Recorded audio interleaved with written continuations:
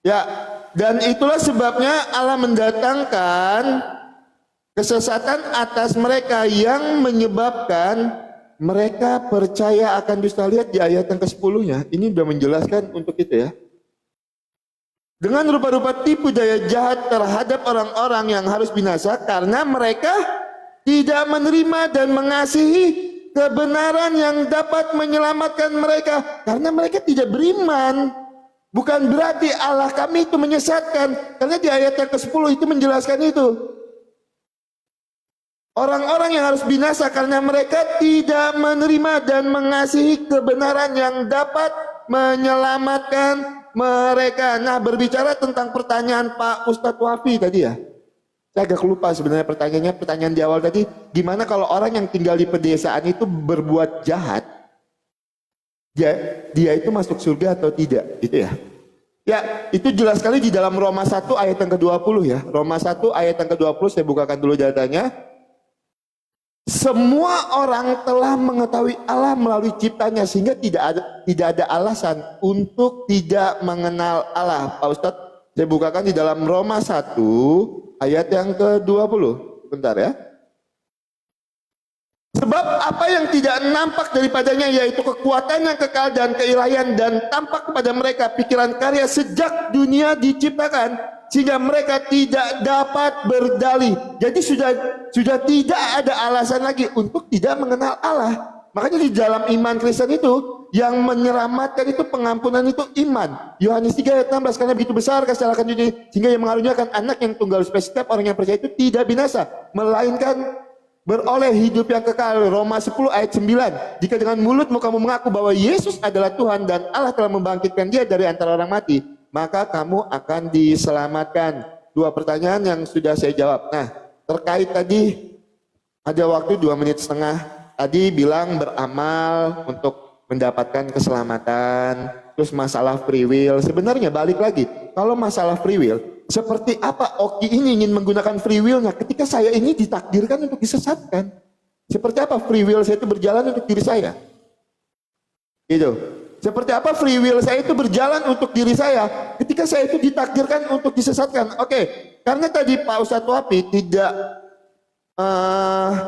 mungkin data saya kurang ya tentang yang menyesatkan itu, saya tambahkan satu data lagi. Ini di dalam Quran Pak Ustadz Wafi ya. Oke, surat ke-37 ayat yang ke-32.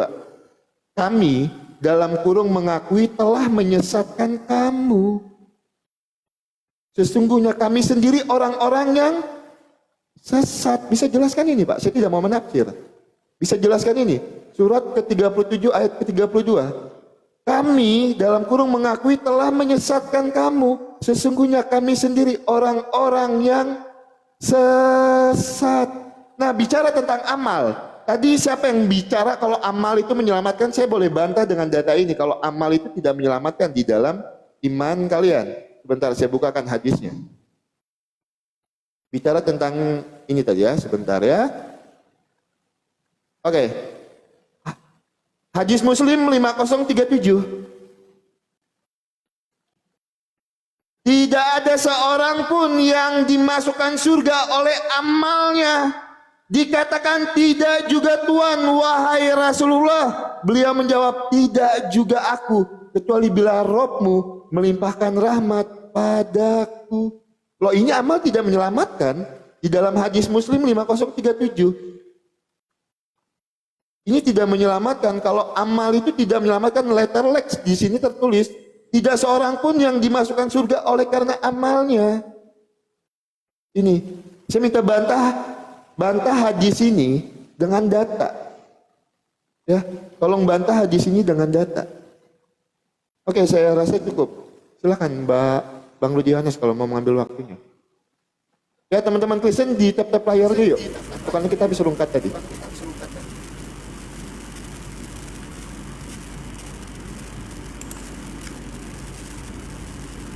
Layar Rudi ini noise sekali lah. Iya, sabar. Makanya kalian matikan semua mic kalian, kan giliran kami yang bicara. Saya belum habis, tunggu dulu. Bukan. Noise itu pendengaran, bukan suara.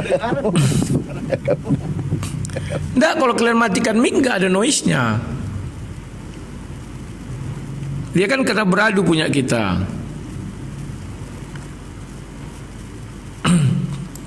Tadi ayat yang dibilang itu Tesalonika ya, ayat berapa tadi? Oh iya.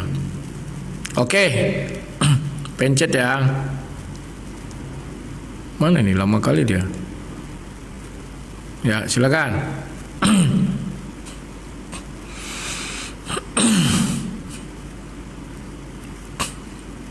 Ya.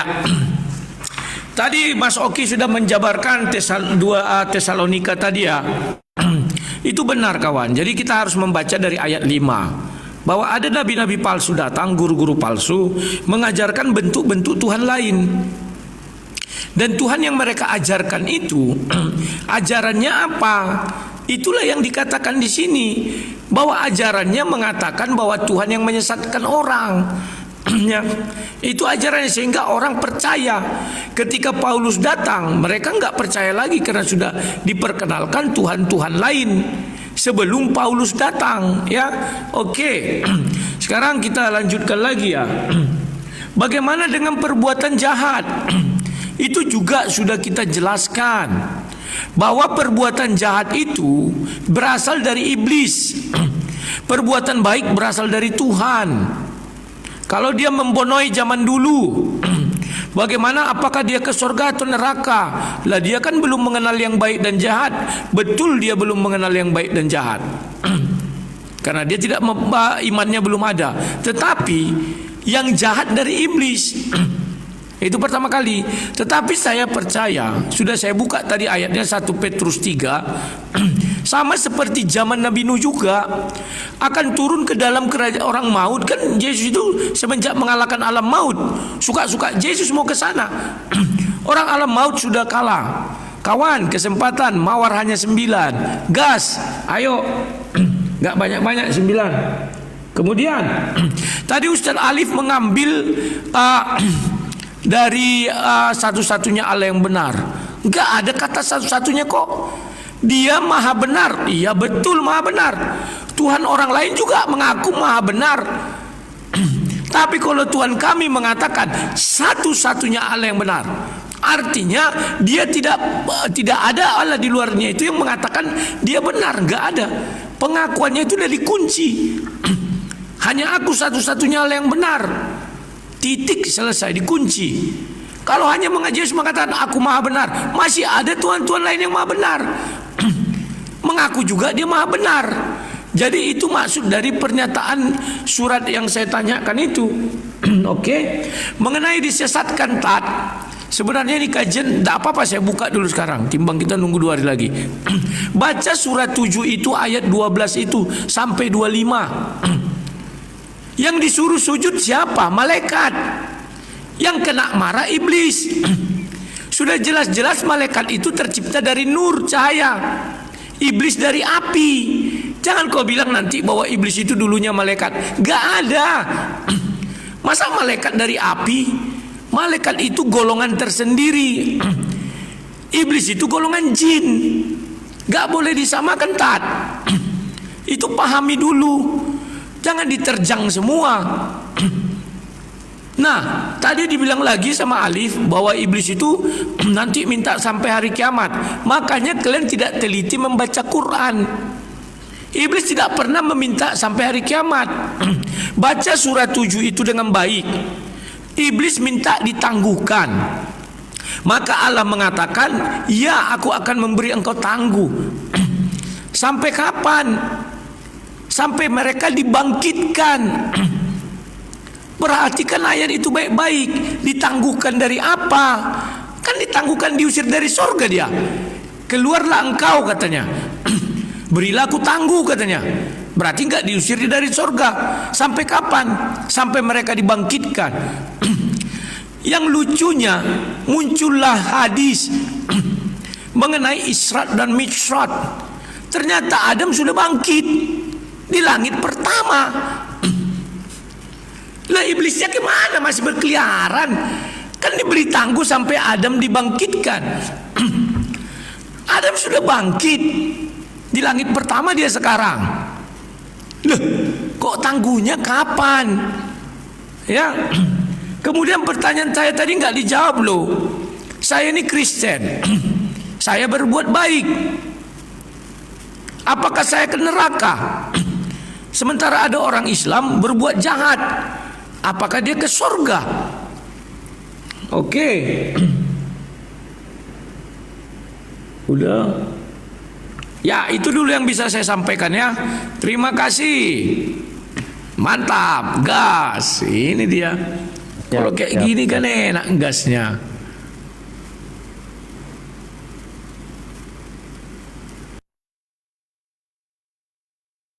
Lay, itu the noise-nya mainkan, Lay. Jadi maksudnya nggak ngeresek gitu loh.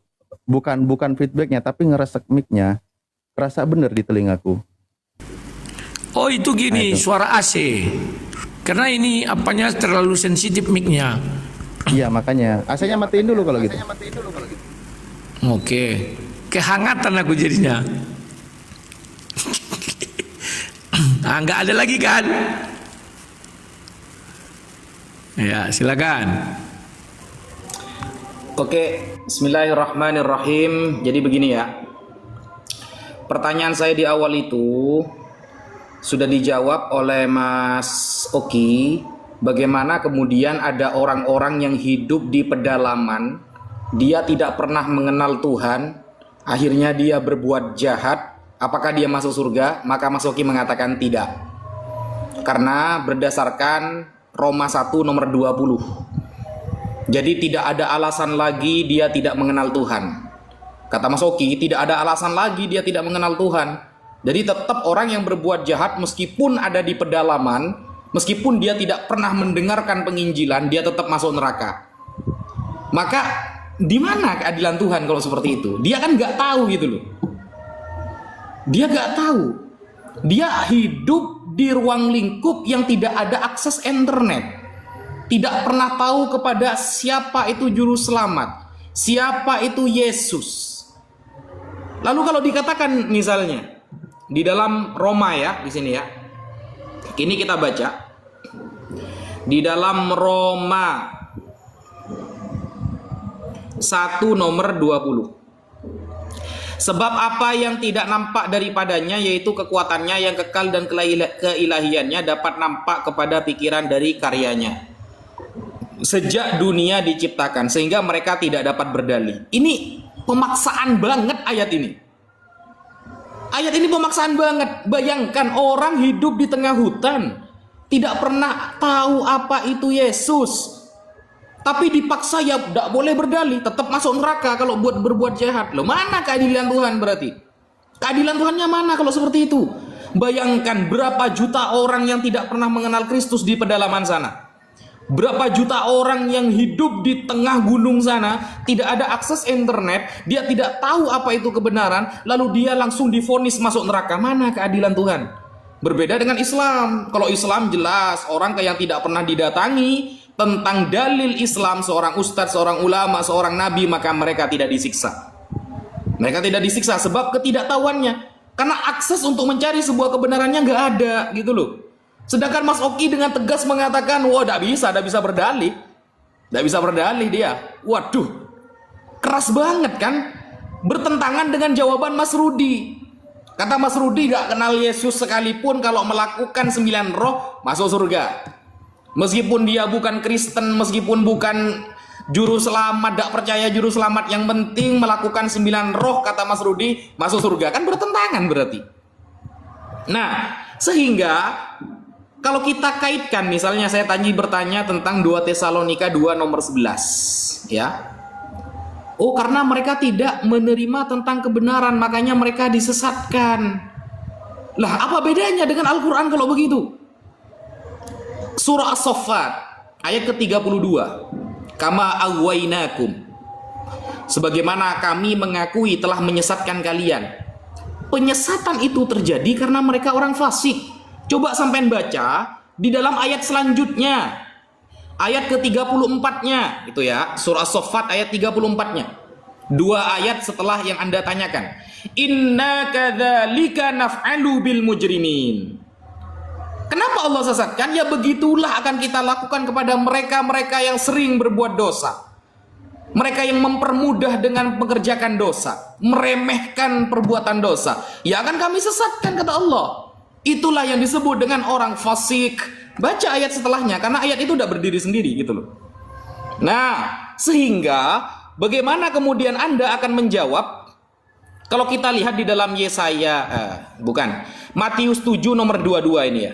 Matius 7 nomor 22. Pada hari terakhir banyak orang akan berseru kepadaku, Tuhan, Tuhan, bukankah kami bernubuat demi namamu dan mengusir setan demi namamu dan mendengarkan banyak mukjizat demi namamu? Bayangkan, yang menyebut Yesus Tuhan pun belum tentu selamat. Bayangkan ya, di dalam kekristenan, saudara, yang menyebut Yesus Tuhan pun belum tentu selamat. Apalagi orang yang ada di pedalaman sana yang sama sekali gak kenal sama Yesus. Maka benar jawaban Mas Oki, mereka lebih tidak selamat lagi. Lalu mana kasih Tuhan? Mana keadilan Tuhan itu? Katanya Tuhan Maha Kasih. Katanya Tuhan itu Maha mengasihi semuanya. Ternyata yang mengakui Yesus Tuhan pun belum tentu masuk surga. Apalagi mereka yang tak kenal Yesus sama sekali. Dia selamat datang di kebenaran, saudara. Dor.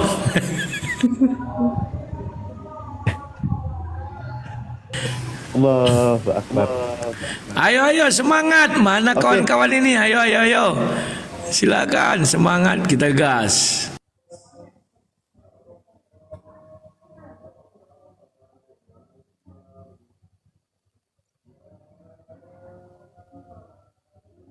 Oke. Baik, bismillahirrahmanirrahim. Allahu Akbar, Allahu Akbar, Allahu Akbar, walillahilham. Pertama, hadis yang dipertanyakan bahwa apakah di situ amalan tidak menyelamatkan. Oke, hadis Rasulullah. Coba cermati dengan lengkap sampai akhir kalimat. Tetapi rahmat Allah lah yang akan memasukkanmu ke surga, bukan amal soleh. Lalu amal soleh itu apa? Amal soleh itu adalah cara kita mendapatkan rahmat Tuhan. Kalau kita melakukan amal soleh, artinya kita berbuat sesuai dengan kehendak Tuhan. Nah, kalau kita berbuat sesuai dengan kehendak Tuhan, maka orang itu yang akan mendapatkan rahmat Tuhan. Orang yang akan mendapatkan rahmat Tuhan masuk surga. Selesai. Kedua, lalu Lairudi. Pertanyaannya, apakah saya banyak berbuat baik? Dan lain sebagainya, apakah saya masuk surga? Mohon maaf, tidak. Al-Quran menyebutkan, bismillahirrahmanirrahim, wabasyiril ladina amanu wa amilus solihah. Sampaikanlah kabar gembira. Pertama poinnya harus beriman dulu, baru melakukan amal soleh. Nah, lalu balasannya apa? Loh, kebaikan yang Anda perbuat, Lairudi, itu balasannya di dunia ini. Ahsin ila muhsin. Lairudi berbuat baik kepada saya. Oke, Anda bersedekah 1 M kepada saya.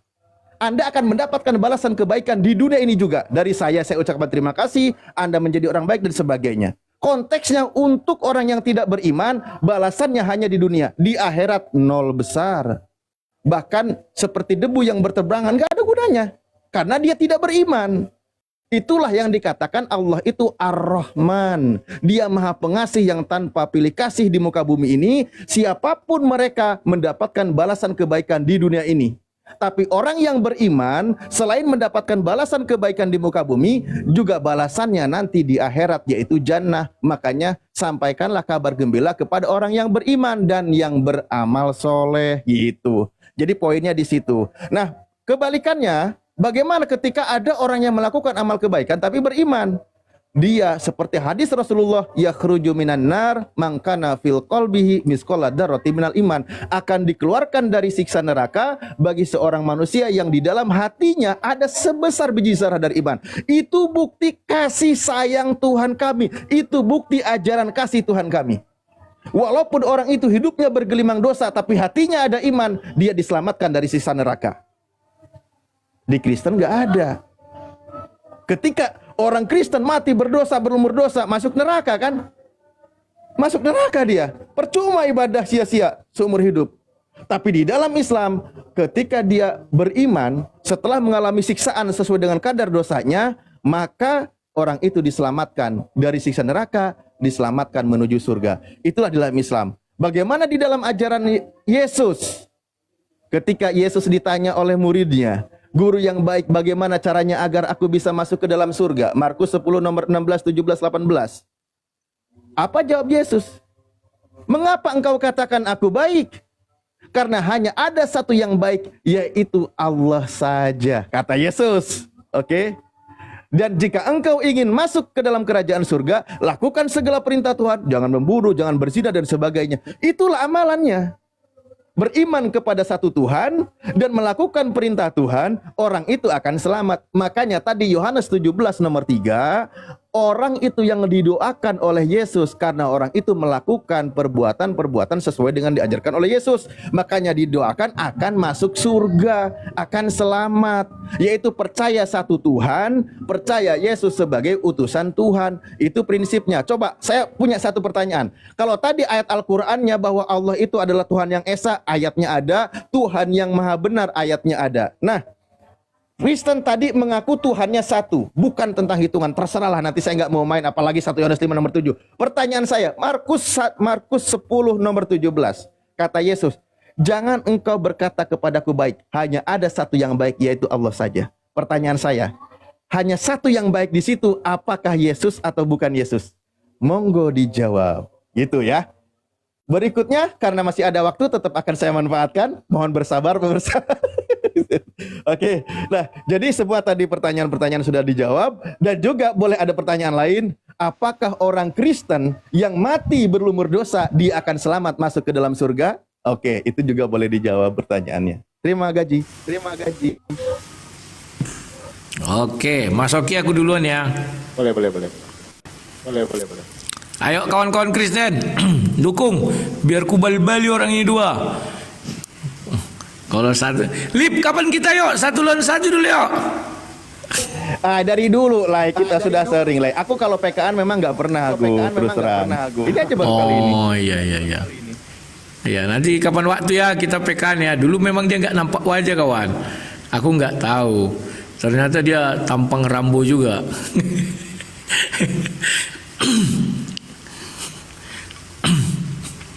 Oke, kawan-kawan, bagaimana mereka ini percaya diri bahwa Tuhan itu adil? Saya mau tanya kepada kalian dua, nanti jawab. Kebaikan itu berasal dari siapa? Apakah iblis punya kebaikan?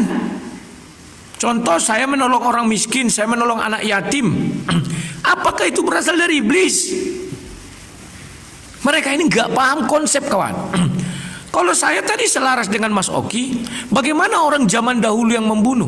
Saya bilang orang yang masuk surga zaman dahulu kalau bisa melaksanakan 9 buah roh. Ketika dia membunuh, apakah melaksanakan 9 buah roh? Kan tidak. Sejak kapan dia melaksanakan 9 buah roh? Terus Mas Alif bilang apa? Orang Islam yang misalnya dia membonoi, mencuri, merampok segala macam, berzina, akan dipindahkan dari neraka ke surga. Saya cari di Al-Quran ayat yang nggak ada. Oh, kan ada di hadis. Apakah lebih tinggi hadis itu daripada Al-Quran? Orang jelas-jelas hadis itu siapa penulisnya? Ada enggak Allah SWT mengatakan bahwa dia menjaga dan memelihara hadis? Enggak ada. Ya tolong nanti ya habis ini carikan saya surah berapa orang akan dipindahkan dari neraka ke surga yang berdosa ya. Di mana keadilan Tuhan? Kalau di Kristen jelas kebaikan berasal dari Tuhan. Paham ya? Tidak ada kebaikan dari iblis. Karena dia berasal dari Tuhan. Itulah 9 buah roh. Mau kau tidak mengenal dia, tanpa sadar kau tahu itu dari Tuhan. Kau nggak tahu kan? Karena tidak mengenal dia. Terus yang lucunya, Ustadz Yusuf pula. Ustadz Wapi bilang gini, ya. Orang yang belum mengenal Islam, orang yang kepadanya belum datang Al-Quran, itu akan masuk, tidak akan disiksa. Ya tidak akan disiksa di mana? Di neraka apa di alam kubur? Karena di dalam Islam siksa itu ada 2, alam kubur dan neraka. Oh langsung masuk surga misalnya dia bilang. Kenapa di dalam Al-Quran orang Yahudi dibilang ke neraka dan dikafir-kafirkan? Orang Yahudi kan tidak mengenal Islam. Baca saja Quran itu. Yahudi itu kafir, Nasrani itu kafir. Kenal enggak orang Nasrani sama Islam? Belum. Islam itu ada abad ke-6. Kenapa harus dipaksakan zaman Musa ada Islam? Mana pernah Musa mengenal Islam? Itu harus dipahami. Kalau Musa mengenal Islam, maka agama Musa itu harusnya Islam, bukan Yahudi. Kenapa pengikutnya jadi Yahudi? Harusnya Islam dong. Ada nggak pengikut Musa? Ada. Dari mana kita tahu? Baca saja kisah Raja Mesir, Firaun. Siapa yang mengikut Musa, disalibnya menyilang. Berarti kan ada pengikut Musa. Kenapa dia tidak dikatakan Islam? Kan jadi lucu kita kawan-kawannya. Yahudi itu artinya pengikut Musa. Sejak semula kan dibilang Taurat diturunkan kepada orang Yahudi. Lah kok tiba-tiba merujuk? Berarti Musa ke neraka dong. Karena dia tidak beragama Islam, tidak mengenal Al-Quran. Kan begitu ya. Kemudian ini ajaran kasih katanya. Ajaran kasih Allah SWT itu hanya berlaku bagi orang yang mengucap 2 kalimat syahadat. Orang yang tidak mengucap 2 kalimat syahadat, kasih Allah SWT tidak berlaku. Kan sudah kalian buktikan sendiri. Saya berbuat baik setengah mati ke neraka, gak ada tawar-tawar. Lah jadi apa gunanya kebaikan saya itu? Apa kebaikan saya itu berasal dari setan? Kalau ajaran Kristen jelas, kebaikan berasal dari Tuhan. Tidak pernah setan mengajarkan kebaikan. Tolonglah anak yatim, tolonglah orang miskin, rawatlah janda-janda montok. Kan gitu. Ada nggak ajaran iblis? Nggak ada. Apalagi nih ayat Al-Quran, cari nanti yang memindahkan orang dari neraka ke surga. Apalagi nih ya. Oke, silakan Mas Oki, tunggu aja habis ini. Tinggal 8 detik lagi. Oten tap layar dulu, Oten. Tap layar dulu, Oten. Habis lu tidak ada lagi yang mau tap layar Oten ini. Pertanyaanku tolong ada yang jawab Ayo ya. tap layar, bantu.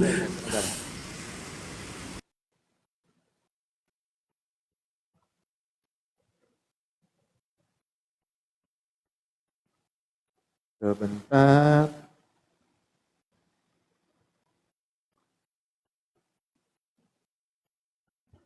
Oke, karena banyak dari Pak Ustadz Wafi yang harus kita tanggapi ya teman-teman ya, supaya nanti kita terkesan tidak menjawab. Dan Pak Ustadz Wafi tadi bilang ya, apa yang menjadi narasi saya dengan narasi Bang Rudi Yohanes itu berbeda. Lah berbedanya di mana Pak? Emang kalau orang berbuat jahat itu melakukan 9 buah roh? Kan tidak. Nah kalau dia tidak melakukan kejahatan, jelas sekali di dalam 1 Timotius 1 ayat yang ke-13 saya bacakan. Aku tadinya seorang penghujat dan seorang penganiaya dan seorang ganas, tetapi aku telah dikasihinya karena semuanya itu telah kulakukan tanpa pengetahuan, yaitu di luar iman. Jeder. Alkitab itu sanggup Pak menjelaskan. Makanya saya jawab tuh pakai Alkitab. Kami itu punya Alkitab itu yang sempurna. Terus pertanyaannya tadi di dalam Matius 7 ayat yang ke-22. Nah makanya jangan suka comot-comot, tidak dilihat perikopnya. Coba biar enak. Bukan setiap orang yang berseru kepada Tuhan yang masuk ke dalam kerajaan sorga. Berbicara tentang apa sih ayat ini sebenarnya? Loh, hal pengajaran yang sesat loh. Ini udah jelas ayatnya. Jeder, selamat datang di kebenaran Mbak. Ini kebenaran Kristen Mbak. Makanya banyak orang yang berbicara tentang Tuhan Yesus, mengaku dia pengikut Tuhan Yesus, mengaku dia percaya dengan mulutnya, tetapi hidupnya tidak seturut dan sekehendak dengan firman Tuhan, maka nol, tidak akan pantas untuk kerajaan sorga. Karena apa? Di dalam Yakobus jelas sekali, iman tanpa perbuatan mati. Itu ya. Nah itu jadi jeder, selamat datang. Nah dari tadi Pak Ustadz Wafi bilang di mana letak ketidakadilannya. Pak Ustadz seperti apa kalau ini? Apakah ini adil di dalam iman Pak Ustadz? Sebentar ya. Saya bawakan di dalam Quran 47. Quran 47 ayat yang ketiga. Bentar ya. Apakah ini adil Pak Ustadz? Ya mungkin Pak Ustadz Alif atau Pak Ustadz Wapi bisa menanggapi nanti. Quran 47 ayat yang ketiga ya. Quran 47 ayat yang ke-23. Sorry. Ayat yang ke-23. Saya bukakan dulu, masih banyak waktu. 17, 23.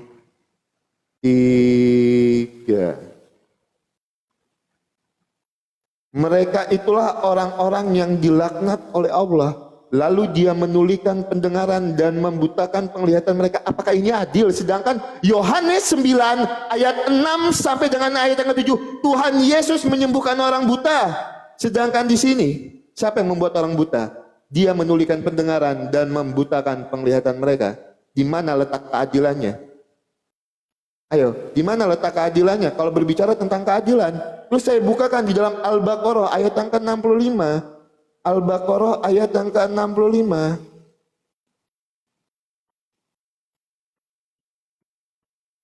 Sungguh kami benar-benar telah mengetahui orang-orang melakukan pelanggaran di antara kamu pada hari Sabat. Lalu kami katakan sebentar. Iya benar, Al-Baqarah ayat yang ke-65. Sebentar ya. Sesungguh kami benar-benar telah mengetahui orang-orang yang melakukan pelanggaran di antara kamu pada hari Sabat. Lalu kami katakan kepada mereka, jadilah kamu kera yang hina. Loh, di mana pengampunannya di sini? Kenapa dijadikan kera? Di mana letak keadilannya, Pak? Apakah orang tidak pantas untuk berbuat baik? Apakah orang tidak pantas diberikan kesempatan untuk bertobat? Kok main dikutuk aja, jadi kera yang hina? Loh, di mana? Kalau berbicara tentang keadilan, makanya dari tadi kalau mau bicara tentang keadilan, bahkan Pak Ustadz Wapi dan Pak Ustadz Alif tidak menjawab satu pertanyaan saya. Di mana free will saya bisa digunakan kalau saya ditakdirkan untuk disesatkan? Di mana datanya dari tadi? Tidak ada yang menjawab. Tidak ada yang menunjukkan data dari tadi. Saya diam. Di mana free will saya ini bisa saya gunakan kalau saya ini sudah ditakdirkan untuk disesatkan? Itu. Nah, kalau berbicara tentang keadilan jelas sekali.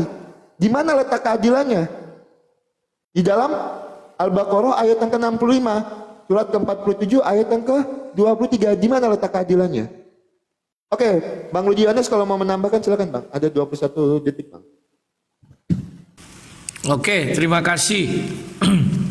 Terus jangan lupa loh. Kalian bilang jalan masuk surga itu bertobat. Jalannya dari mana?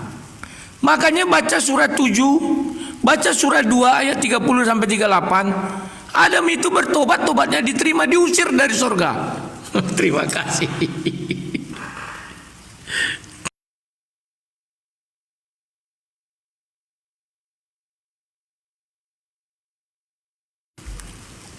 Berapa putaran lagi kita? Terserah. Berapa lagi Bang Rudi? Satu kali lagi aja ya, habis itu closing statement ya, karena ada jam 22.53. Maklumlah umur 52 ini agak-agak rentan. Ikut aja. Ini dataku ini kalau mau ditanggapin semua ini banyak banget.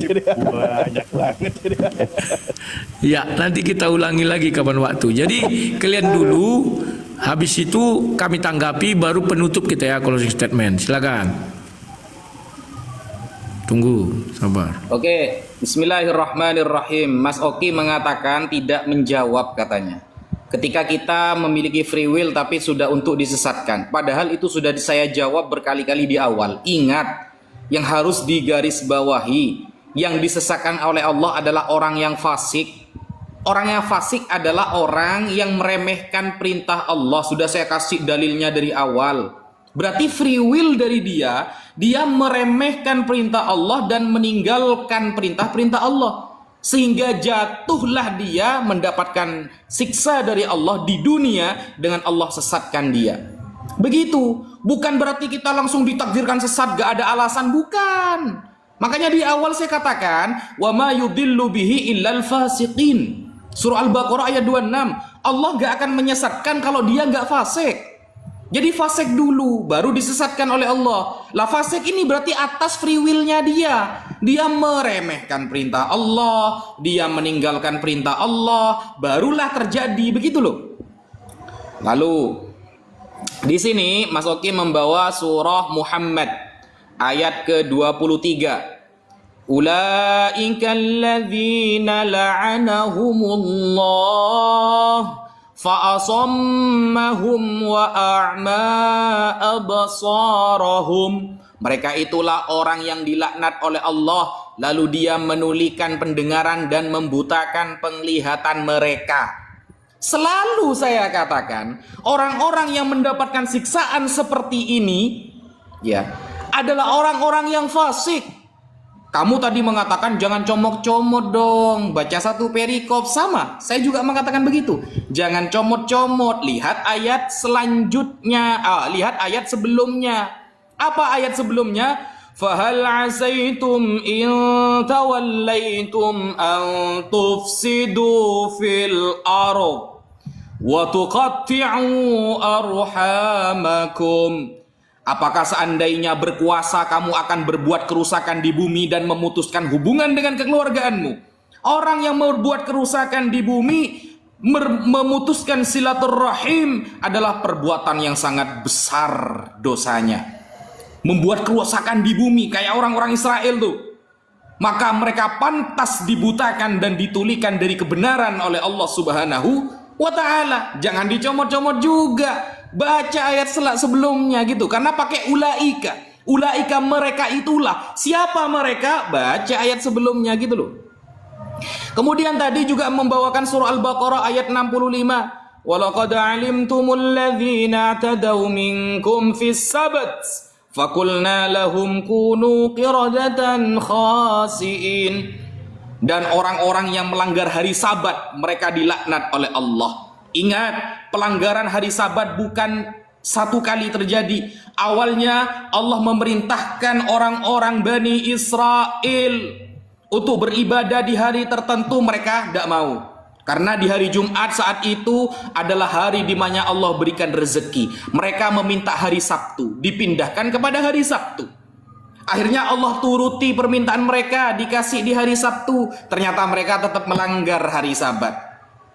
Karena berkali-kali pelanggaran itu, makanya Allah kunu qiradatan khasiin, dilaknat oleh Allah. Karena sudah berkali-kali, sudah diselamatkan dari kejaran Fir'aun di Mesir, sudah diberikan manna wassalwa oleh Allah, sudah diberikan keutamaan begini-begini begitu, kok ternyata hari Sabat pun yang sesuai permintaan mereka kok dilanggar. Yakunu qiradatan khasiin. Makanya mereka dilaknat oleh Allah. Itu sudah berkali-kali. Bukan hanya satu ayat ini yang dibaca begitu, saudara. Lalu Mas Rudi Yohanes mengatakan, Mas Oki mengatakan tadi, apa yang bertentangan saya dengan Mas Rudi Yohanes? Ya ada. Mas Rudi Yohanes mengatakan, tidak usah percaya Yesus, yang penting melakukan 9 roh selamat. Tapi kata Anda, menggunakan Roma 1 nomor 20, ya, menggunakan Roma 1 nomor 20, harus tahu kenal Allah, harus kenal Yesus, harus percaya, baru selamat. Nah, ini berbeda, bertentangan, saudara. Lalu Mas Rudi mengatakan, mana ada ayat orang kafir, orang yang bersalah dipindah dari neraka ke surga di Al-Quran. Lalu disampaikan hadis Anda tidak terima. Lah, hadis itu karya siapa? Al-Quran 30 juz itu firman Allah. Sedangkan kitab Anda setebal 2 buku, itu tulisan Yohanes, Matius, Markus, Lukas, Paulus, dan us yang lain. Andaikan kita bandingkan firman Allah, kita ambil firman Bapak saja, sisa 2 lembar kitab Anda, saudara. Cediar, selamat datang di kebenaran.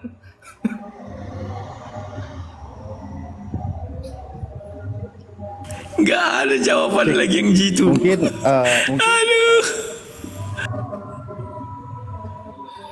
Oke, kita mulai. Atau saya narasi dulu. Oke, baik. Terima kasih. Bismillahirrahmanirrahim. Allahu Akbar, Allahu Akbar, Allahu Akbar, walillahilham. Mungkin malam ini saya yang paling sedih. Kenapa? Karena saya punya 2 pertanyaan tapi tidak ada satu pun yang menjawab. Padahal 10 menit berlalu, Lai Rudi dan Pak Oki, tapi nggak ada satupun yang menjawab. Markus 10 nomor 17, siapakah di situ yang baik menurut Yesus? Pertanyaan saya adalah, apakah itu Yesus atau bukan Yesus? Tidak dijawab. Kedua, untuk orang Kristen yang berlumur dosa ketika dia mati, apakah dia kekal di neraka atau tidak? Nah, itu tidak ada jawaban, tapi nggak apa-apalah. Nah, Berikut contoh tadi Pak Oki berkaitan dengan free will-nya kan, bahwa orang tersesat dan sebagainya. Ingat, di situ beberapa ayat Al-Quran bahwa Allah berfirman di surah Al-A'raf dan beberapa ayat yang lain, bahkan tadi yang saya tampilkan, Allah memandang Iblis berjanji di hadapan Allah akan menyesatkan manusia, akan memandang indah perbuatan maksiat terhadap Tuhan. Nah, contohlah seperti sekarang ini. Lalu bagaimana sekarang, apakah Bang Oki bisa diambil free will-nya untuk tidak disesatkan dan sebagainya? Oke, saya punya satu ayat di dalam Al-Quran surah Ar-Ra'd. Bunyi ayatnya begini, Bismillahirrahmanirrahim. Innallaha la yughayyiru ma biqaumin hatta yughayyiru ma bi anfusihim. Allah tidak akan merubah nasib seseorang kecuali mereka mau merubahnya. Hatta yughayyiru ma bi anfusihim. Sehingga orang itu mau merubahnya oleh mereka sendiri. Contoh, Bang Oki, saya tanya. Islam mengajarkan tentang kebenaran. Abang boleh nanti open mic saja. Saya sedikit aja biar enak ya. Islam mengajarkan kebenaran. Wallahu yad'u ila daris salam. Allah itu mengajak manusia ke dalam keselamatan. Udkhulu fisilmi kafah. Masuklah kalian ke dalam Islam secara kafah dan sebagainya. Itu ajakan, itu perintah ajaran keselamatan. Lalu orang diberikan pilihan. Surah Al-Kahfi ayat 29. Al-haqqu mirabbikum. Kebenaran itu datangnya dari Tuhanmu. Faman syaa falyu'min. Barang siapa mau berkenan beriman silakan. Barang siapa berkenan kafir silakan. Itu kembali free will masing-masing haknya. Dan Allah tidak akan merubah nasib seseorang kecuali orang itu mau merubahnya. Nah, sekarang ketika saya ajak Anda masuk ke dalam Islam, kebenaran, Anda menolak, yang memilih menolak itu siapa? Contoh, saya katakan kepada Anda, yuk ucapkan 2 kalimat syahadat. Ini contoh aja, bukan ini. Ini contoh, karena kan poinnya di sini. Ini contoh. Orang yang memilih kekafiran, orang itu orang tersesat. Ya, bahwa itu orang dolim, orang tersesat. Orang yang beriman itu contoh orang selamat. Ini dalam konsep Islamnya. Nah, lalu di situ poinnya, orang yang Allah tidak akan merubah nasib seseorang kecuali oleh orang itu sendiri. Nah, sekarang Anda mau mengucapkan 2 kalimat syahadat dengan saya? Bang Oki? Bang Oki? Nggak mau. Berarti Anda sendiri yang menolak. Anda sendiri yang memilih sesat. Kan Tuhan sudah memberikan kepada manusia.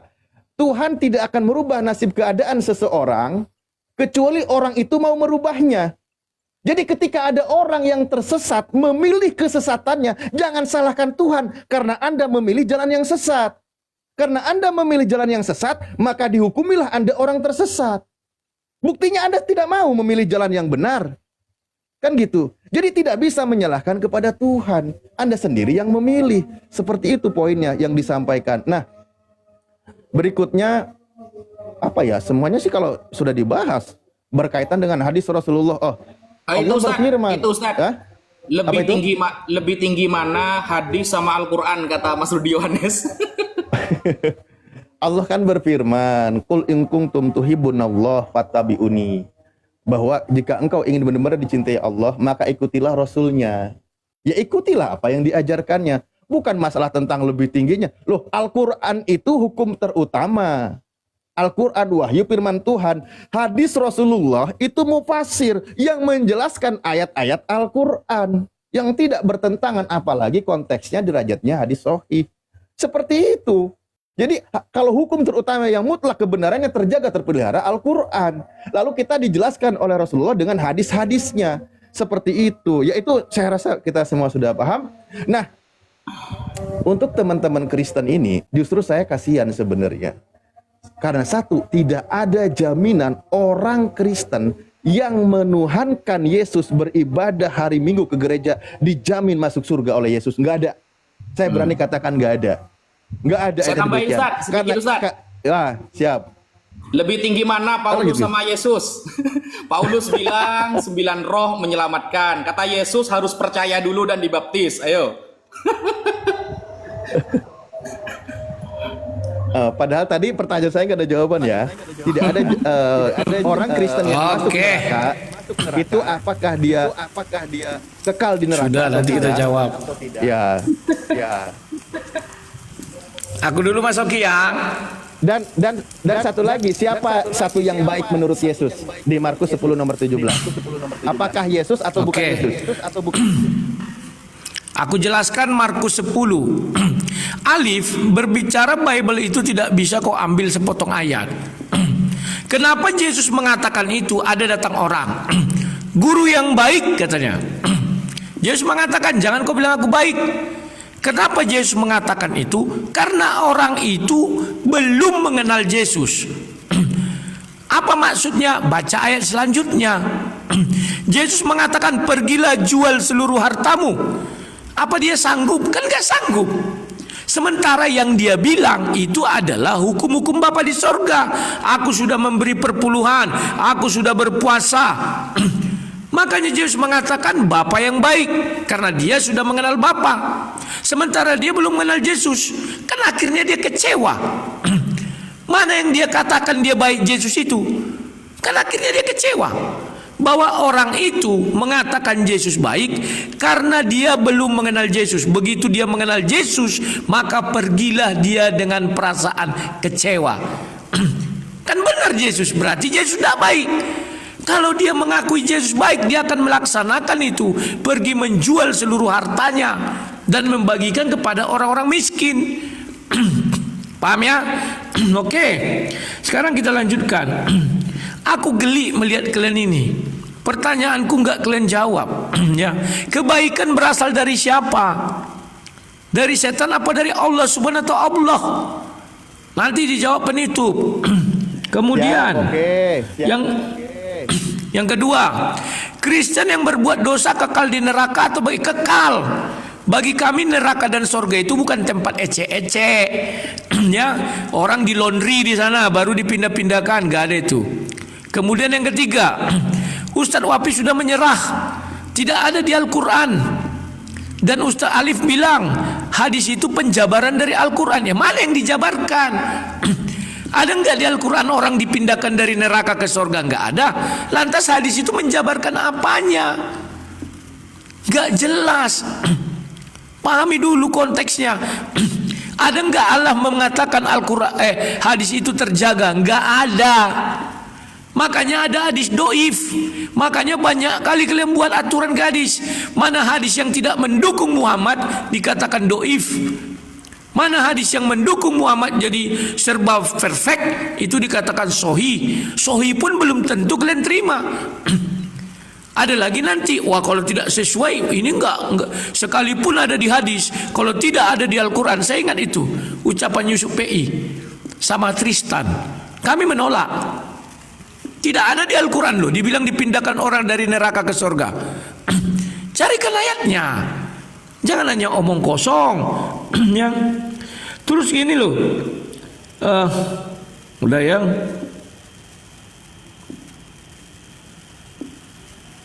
Oke. Yang berikutnya, kita berbicara tadi tentang menyesatkan. Kan sudah kujelaskan baca surat 7. Jelas-jelas Allah menyuruh sujud itu cahaya. Saya memfitnah saya seluruh bumi. Tahu malaikat. Kebetulan lewat iblis. Iblis itu api. Makanya dibilang iblis, karena engkau menyesatkan aku. Kan tersesat iblis di situ. Orang yang disuruh sujud itu adalah cahaya, nur. Yang kena marah adalah api. Makanya dia bilang, berilah aku waktu tangguh. Adam sudah bangkit sekarang. Di mana iblis? Sampai mereka dibangkitkan. Artinya jikalau ada satu orang bangkit, kan tidak dibilang semua. Mereka itu lebih dari satu. Yahya sudah bangkit di langit kedua.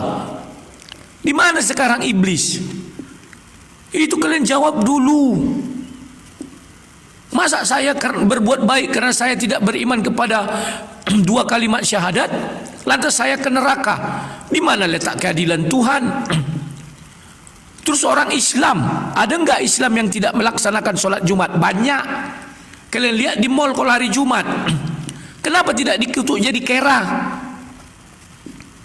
Tidak ada keadilan. Itu adalah jenis dari Allah itu tidak suka sama Yahudi. Sementara kata si Ustadz tadi, kalau belum datang Islam kepada mereka, mereka ke surga. Tapi faktanya mereka malah dikutuki jadi kera. Silakan. Wah ini yang bagus sih, nanti kita angkat lagi nih ya.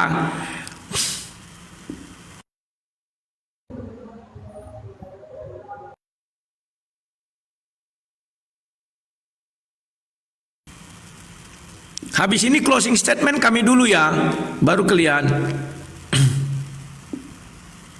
Sebelum ini, Mas Oki nanti sisakan setengah menit sama aku ya.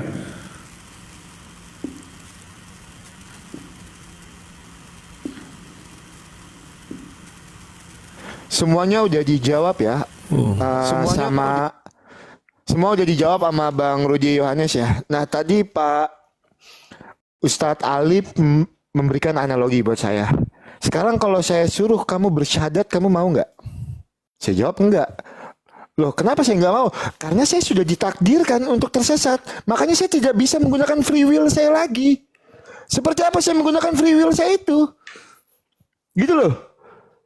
Atau saya sudah beberapa data yang saya tunjukkan, atau saya harus tambahkan 2 data lagi ya. Ini saya tambahkan data dari tadi, saya selalu tambahkan data dari Al-Quran, Pak Ustadz Wapi dan Pak Ustadz Alif ya. Ini di dalam Al-Hijr ayat yang ke-11.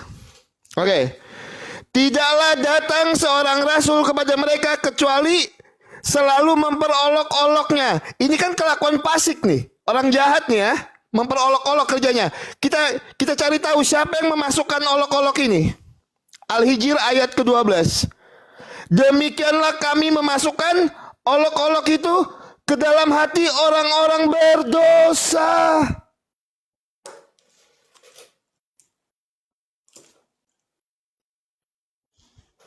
Gimana menanggapi ayat itu? Nah, jadi beberapa ayat yang saya tunjukkan tadi tidak secara spesifik dijawab seperti apa bentuk keadilannya.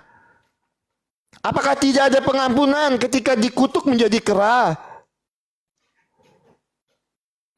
Tidak ada secara spesifik dijawab di mana letak pengampunannya itu, di mana letak keadilannya itu, di mana.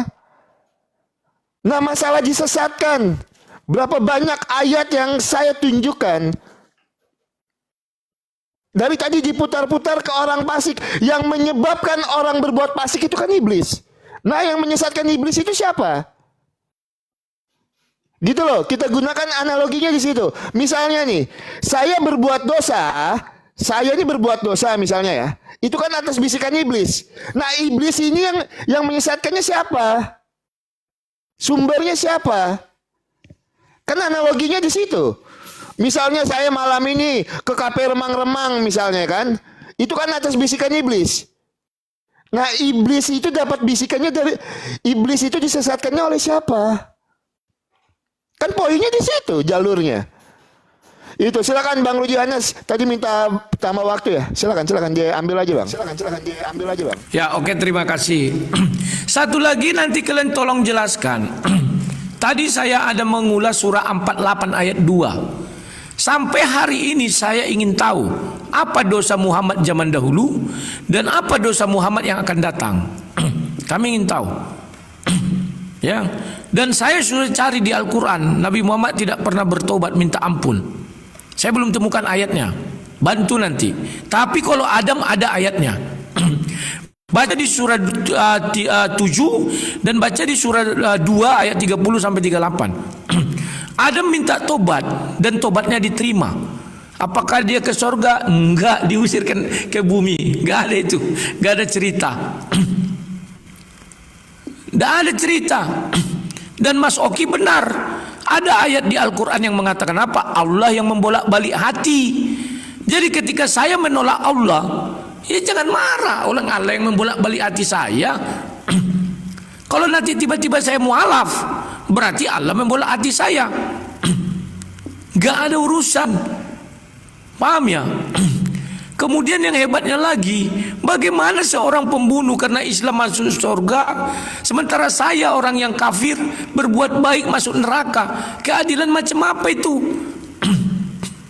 Kenapa itu terjadi? Karena orang Islam tidak paham kebaikan itu dari Tuhan, bukan dari iblis. Makanya kami di awal mengatakan Galatia 5 ayat 22-23. Siapa yang bisa membuat itu semua? Tidak satu hukum pun menentang hal itu. Kenapa? Karena semua 9 itu berasal dari Tuhan. Nggak ada itu berasal dari iblis. Memang dari dulu kalian nggak paham konsep ini. Kemudian tetap kita fokus kepada surah 7 itu. Baca baik-baik alasannya Adam diusir dari sorga dan dia diberi hukuman apa? Mati di bumi. Terima kasih. Closing statement kami dulu ya. Karena di awal 7 menit setengah, sekarang juga 7 menit setengah ya. Ya, kami maju dulu kan. Atau 5 menit aja lah karena closing statement. Nggak boleh nyilang ya. Karena sudah kita uraikan semua. Kita sekali lagi ini kan. Oke, Enggak. habis itu nanti Udah kelihatan. closing statement ini bang. Aku sebentar ya Mas Oki. Mana ini bang? Udah. Kenapa? Kan udah disepakati tadi closing statement ini. Kan udah disepakati tadi closing statement ini. Iya. Iya. Enggak sekali Kayak lagi. kemarin itu kan. Nanti jawab aja pas closing kalian. Iya boleh. Ya Kalau mau udah. ditanggapi boleh nanti. Iya boleh. Kalau mau ditanggapi boleh nanti. Di closing kalian aja nanti tanggapi. Tapi nggak boleh nyilang. Oke.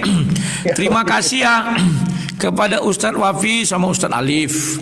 Mereka berdua ini sahabat diskusi saya yang cukup lama juga dari tahun 2019 ya. Kalau Alif sih mungkin tahun 2020 berapa gitu muncul ya. Nah, kawan-kawan, diskusi malam ini sudah selesai dan berjalan dengan baik. Semua yang kami paparkan hanyalah 2 gendangnya itu. Yang pertama, saya memberitakan Injil, mereka berdakwah.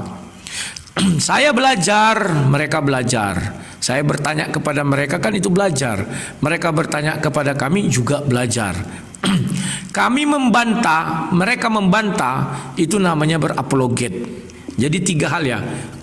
Menginjil atau berdakwah, belajar dan berapologetika. 3 hal ini yang kami praktekkan sekarang ya.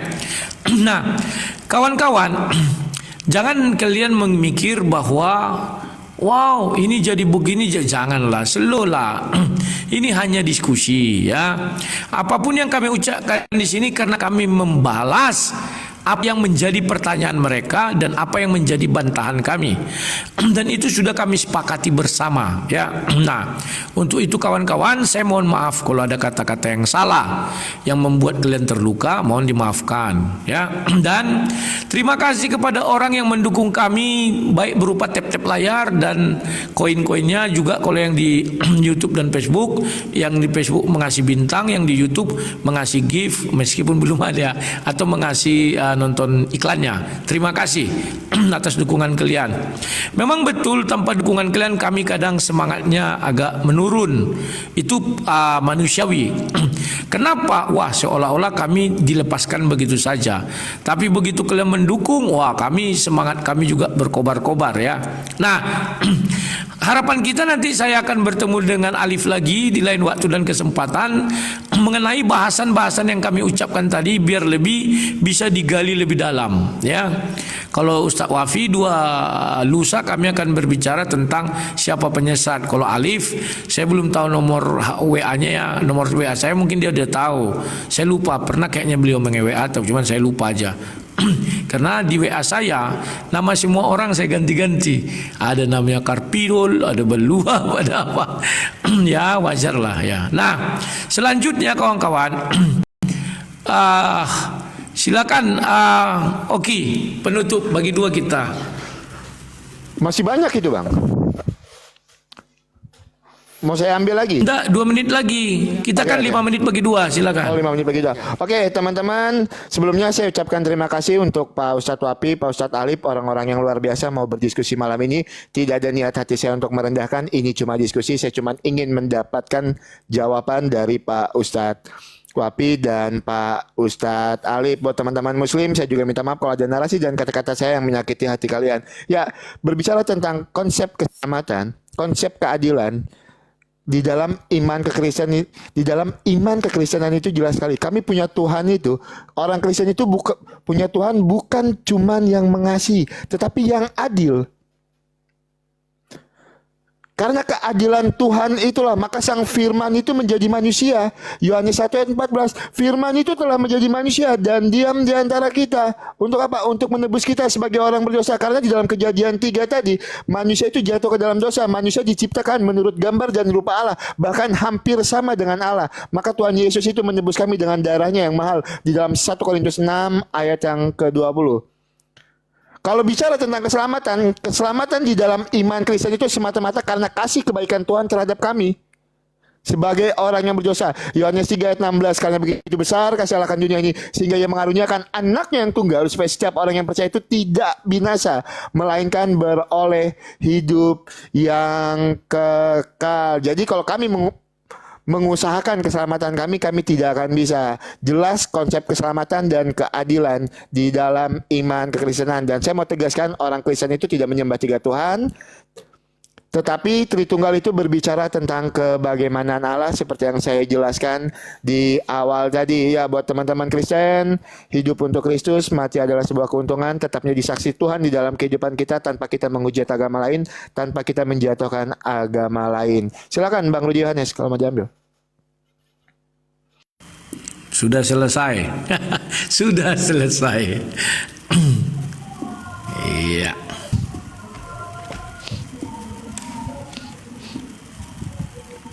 Nanti kita janjian lagi kapan waktu.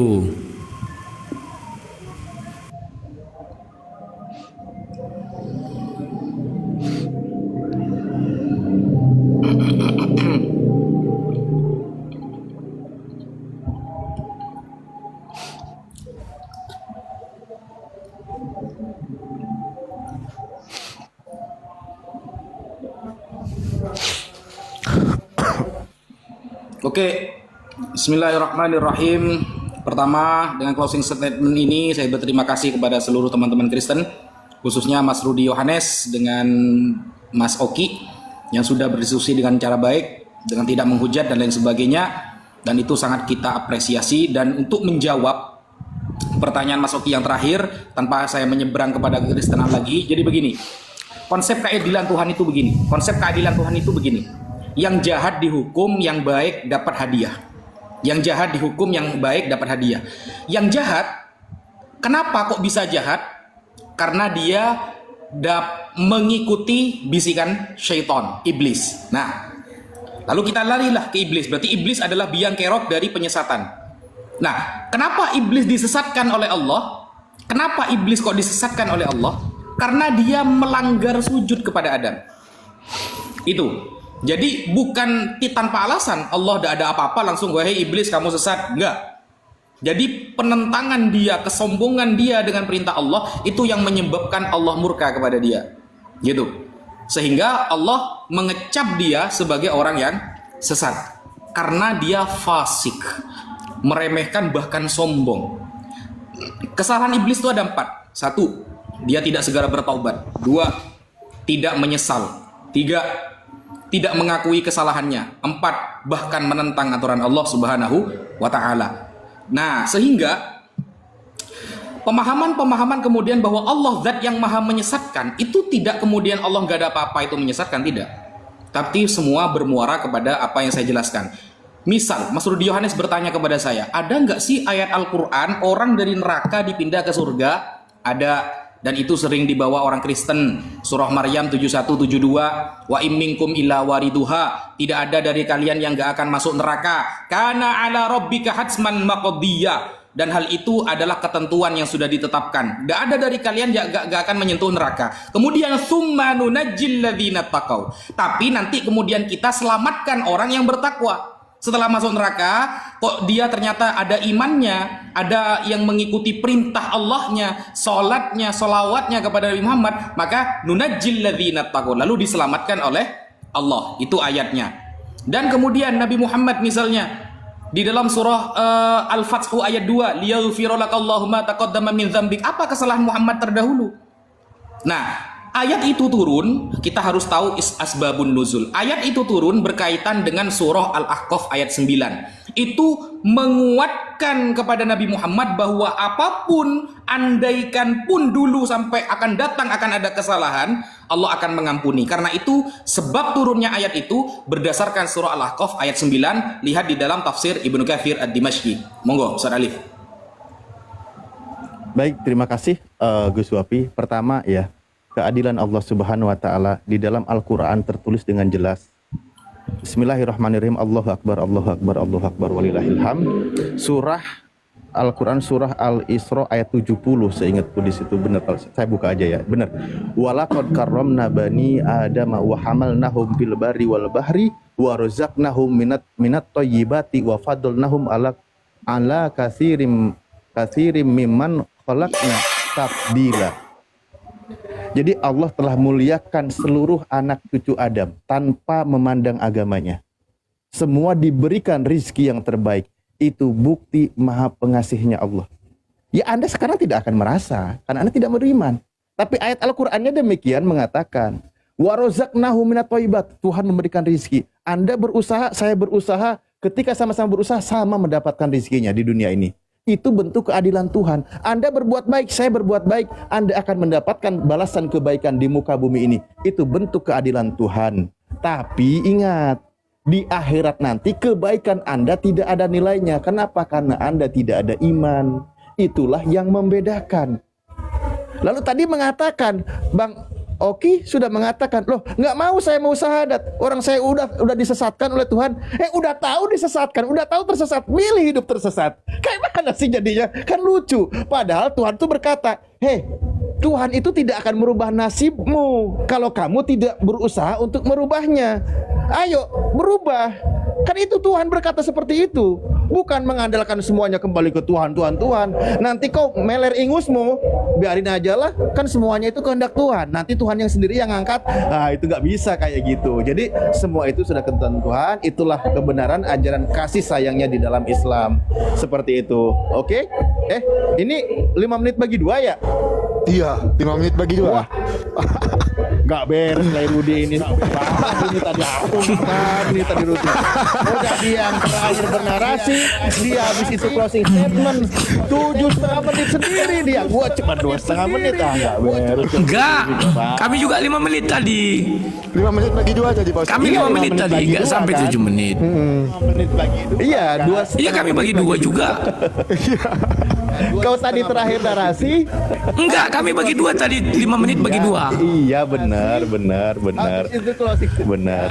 Oke, enggak apa-apa kok. Maksudnya Anda langsung jadinya 7,5 menit Oke, gitu loh. sampai jumpa ya di lain waktu dan kesempatan ya. Terima kasih semuanya. Pak Ustadz Wapi, Pak Ustadz Alif terima kasih banyak ya. Ya, nanti kita ulang. Kata yang salah ya. Pak Ustadz Alif terima kasih banyak ya. Terima kasih Bang Rudi Hanyes, terima kasih Nah, ya. selepas puasa ini kan kita udah bisa tengah 8.